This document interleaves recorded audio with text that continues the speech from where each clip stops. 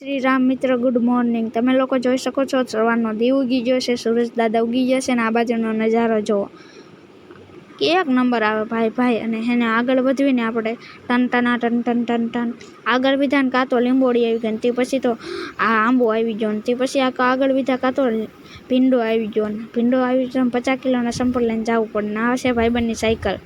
અને આ બાજુ છે પપૈયા તમે જોઈ શકો છો પણ કાચા છે હાવ, એટલે હાવ ખાવામાં નથી ગઈ અને પપ્પાએ કાશા. તો પછી આગળ વિધા ને કાં તો હે ને ગારાવાળા પગ થઈ ગયા અને તે પછી તમે ઘર જવા માટે રવાના થઈ ગયા છીએ. આગળનો નજારો તમે જુઓ અને આ તો નંદી પાર કરીને અમે તો ધીરે ધીરે હાલ્યા જ જઈએ છીએ ને પૂર આવી ગયું એવું લાગે છે. તે પછી તો આગળ ગયા ને કાં તો દીપુને હાંક ન થાય ને કાં તો કાઢી હો ભાઈ કાકડી.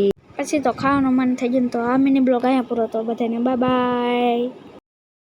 छोटा सा मेरा जहां